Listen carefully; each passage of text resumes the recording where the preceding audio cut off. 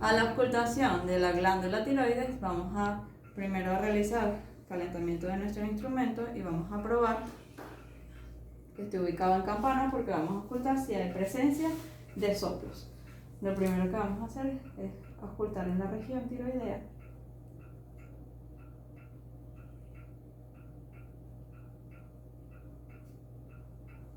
Ahora vas a respirar profundo y sostén la respiración. Respira normal.